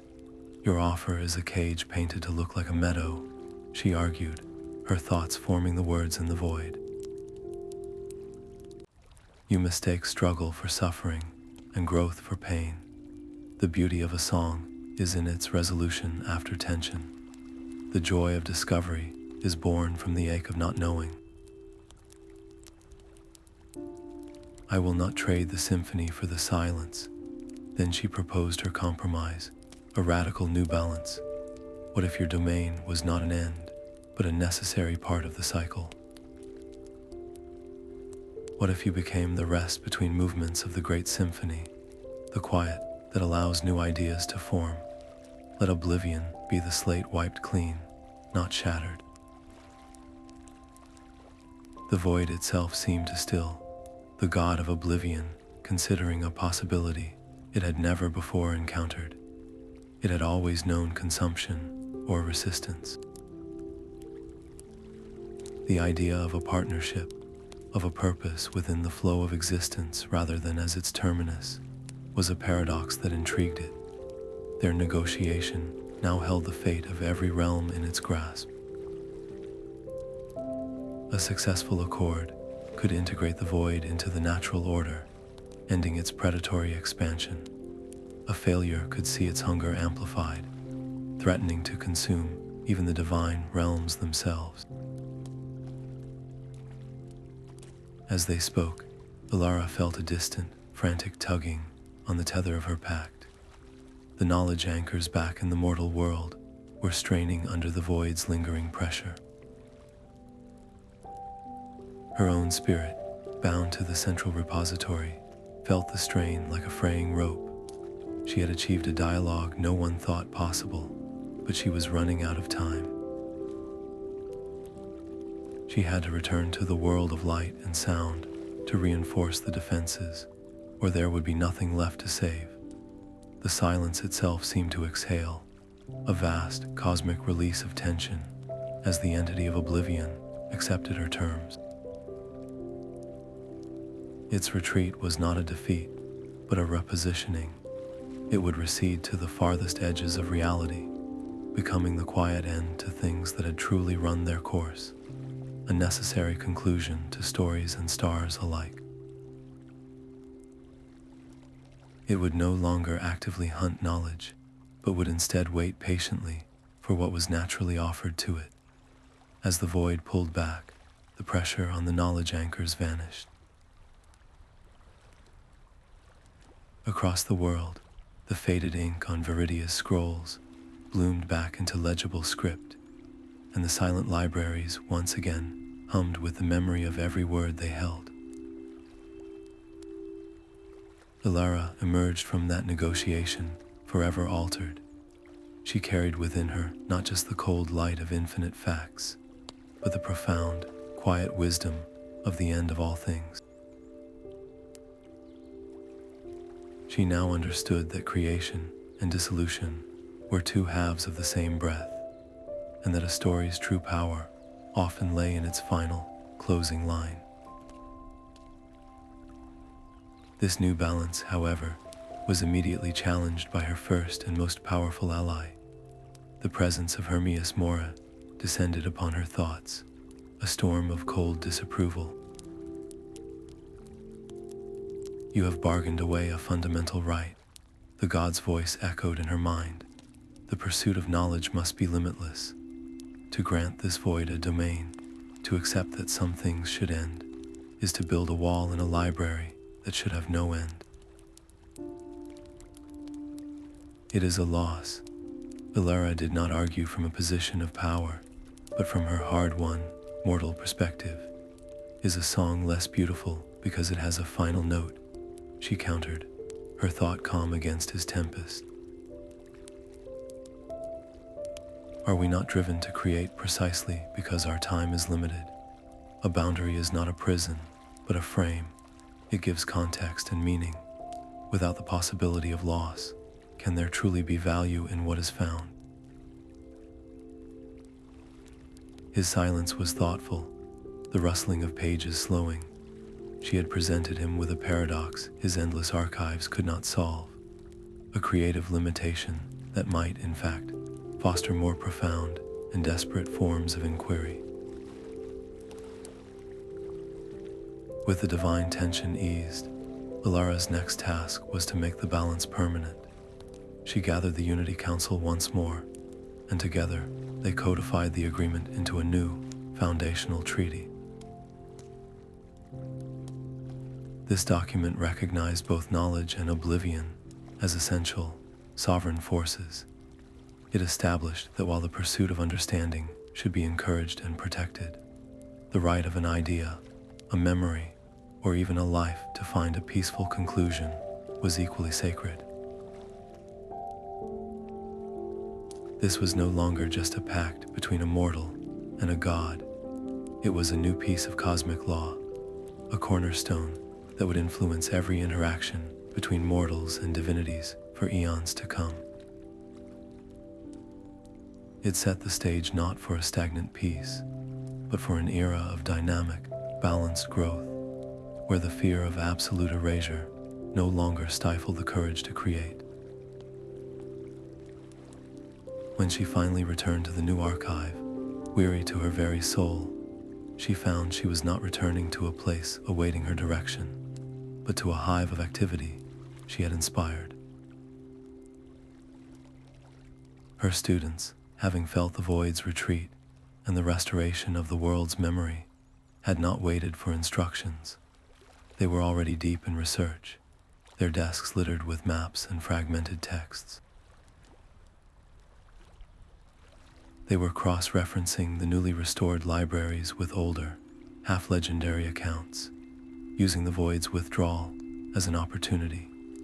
They were actively hunting for arts and histories that had been lost during the crisis, piecing together forgotten languages and rediscovering recipes for long-vanished alloys. They were not just preserving knowledge anymore, they were actively reclaiming it, their work a vibrant, living testament to the new balance she had fought so hard to achieve.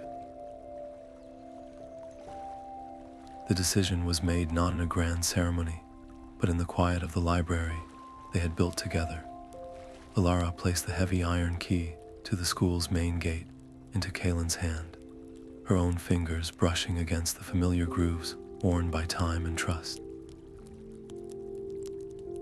"You have been the anchor this school was built upon," she told him, her voice echoing softly in the vaulted hall.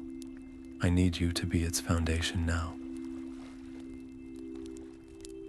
With Kalin as headmaster, the new archive would have the steady, practical leadership it needed to thrive without her constant presence. This was not a retirement, but a pivot. Her work was no longer within these walls, but out in the sprawling, uncertain world. Her journeys became the stuff of legend, though she saw them only as necessary work. She traveled to desert kingdoms where gods of the sun bargained for songs instead of sacrifices, and to island nations where sea spirits taught sailors to read the stars in exchange for tales of the land. Everywhere she went, she listened, mediated, and wrote. Her journals, filled with observations on these new pacts, became the foundational texts for a philosophy she termed the Symbiotic Accord, the belief that different forms of intelligence, mortal and divine, could coexist and strengthen one another. She was sought after as the only mediator who could speak the language of both farmers and fate weavers. Yet the road was a lonely place. In quiet moments, watching a family gather in a village square, or hearing the familiar debate of students from an open window, a deep ache would settle in her chest. She missed the simple rhythm of teaching a single student, the comfort of her own study, the sound of Kalin's laughter.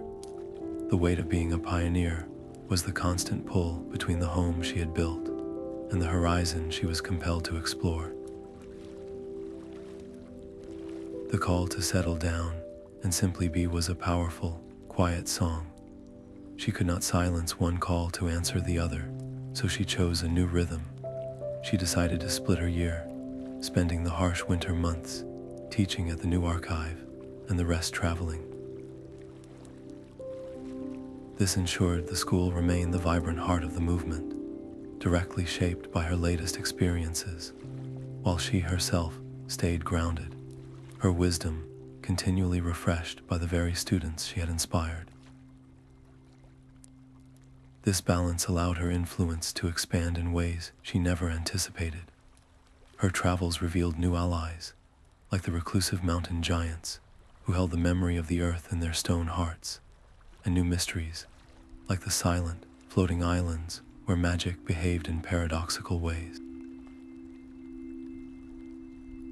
Each discovery was carefully documented and shared with the expanding Unity Council, its network of influence growing stronger and more prepared for the unknown challenges the future would inevitably bring. As she packed a satchel for a journey to the northern glaciers, a faint chime sounded in the air before her. A shimmering, ethereal scroll unfurled from nothingness, its script elegant and alien. It was ascending from a land she knew only from myths, a place of floating cities and crystalline spires. The message was a plea. Their own ancient divine texts, long silent, had begun to glow with an unsettling light, and their wisest scholars were afraid. They had heard of the woman who could read the mind of a god, and they begged for her guidance. The air in the crystalline city tasted of ozone and unfamiliar spices. Elara stood before the Council of Floating Spires, their glowing texts pulsing with a rhythm that was alien yet hauntingly familiar.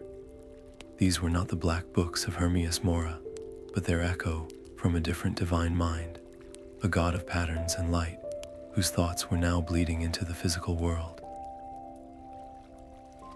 The local scholars, robed in shimmering silk, looked to her with a mixture of desperation and deep-seated suspicion. She was the outsider, the expert from a distant land, and her very presence was a challenge to their ancient ways. One elder, his face a mask of etched lines, spoke with a voice like grinding crystal. You come with answers from a foreign god. Why should we trust your methods in a house built for a different divinity? The question hung in the air, a test as potent as any celestial puzzle. Elara knew that imposing her own hard-won template would be a form of intellectual conquest, no different from the domineering gods she sought to balance. Her first decision was one of profound humility. She would not offer a single piece of advice until she could speak to them in their own tongue and understand the stories woven into their tapestries. For weeks, she became a student again. She learned the complex hand gestures that conveyed respect, memorized the epic poems that detailed their history with the god of light, and sat silently through ceremonies whose meanings unfolded like slow-blooming flowers. She did not take notes in her own script, but on local tablets, using their symbols. This was not a strategy, but a genuine surrender to the process of learning. She discovered that their fear was not of knowledge, but of contamination, a worry that her foreign concepts would shatter the delicate harmonic balance of their own divine connection.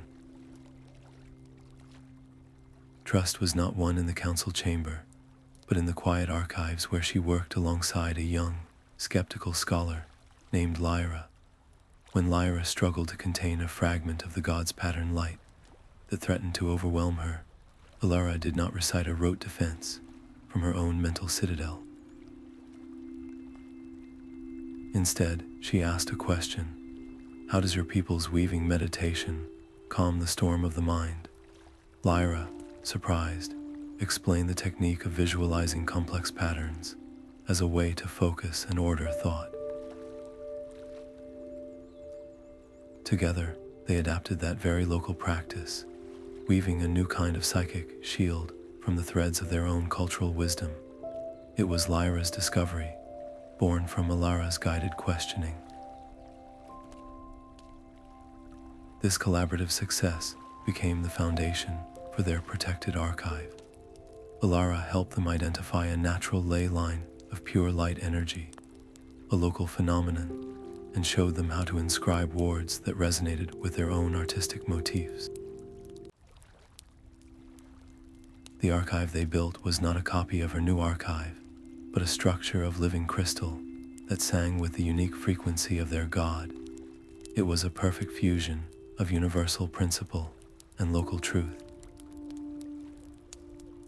The elder who had first challenged her later presented her with a master weaver's shuttle, a symbol of one who helps to thread a new pattern. You did not bring us a finished tapestry, he said, his earlier suspicion replaced by a deep respect. You taught us how to mend our own.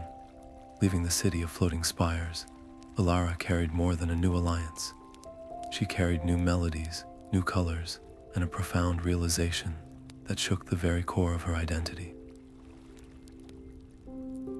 Her model was not a rigid doctrine to be exported, but a living philosophy that had to be rediscovered and rerouted in every culture it touched.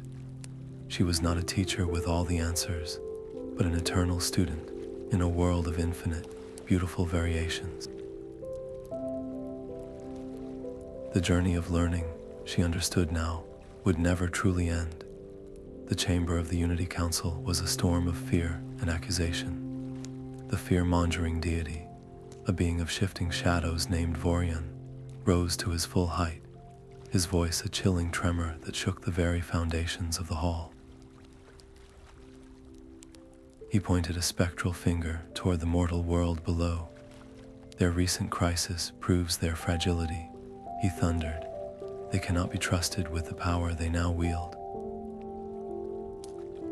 The archives of mortals must be brought under our direct control, their access restricted, their most dangerous truths locked away for their own protection. A wave of agreement rippled through his divine supporters, and even some mortal representatives nodded.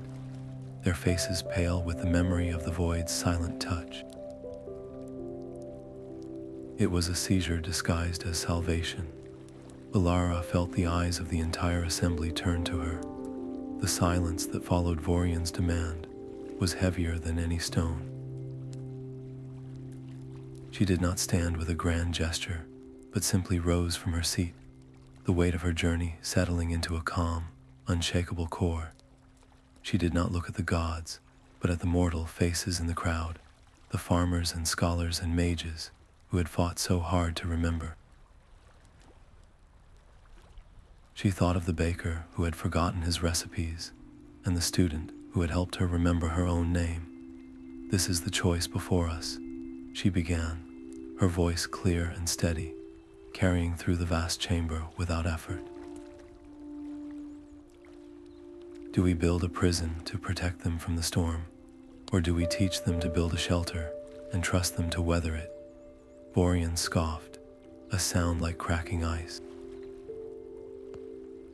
Your sentiment is a luxury we cannot afford.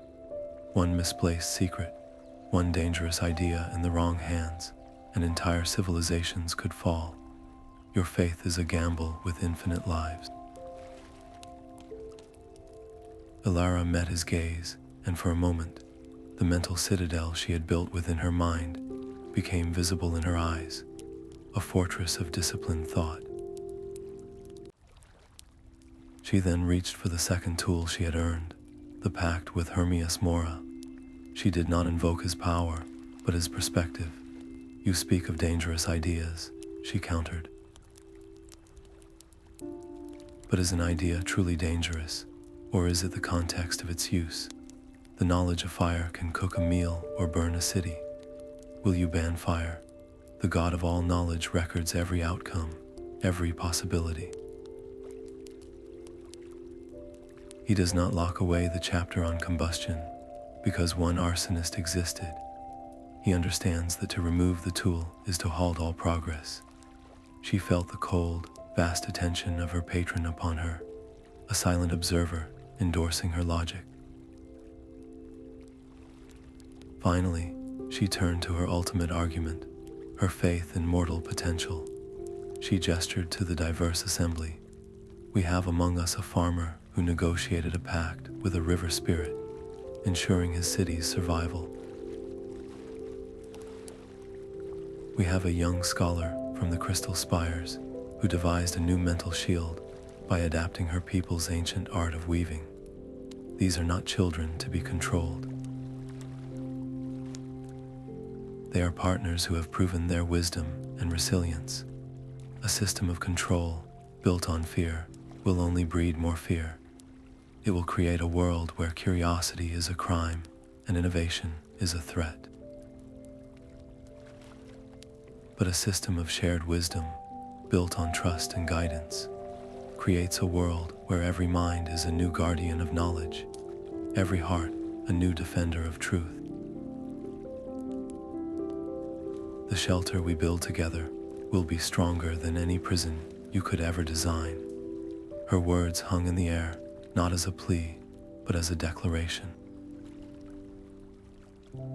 She had used the mental discipline to hold her ground, the divine knowledge to validate her argument, and her mortal faith to inspire the council.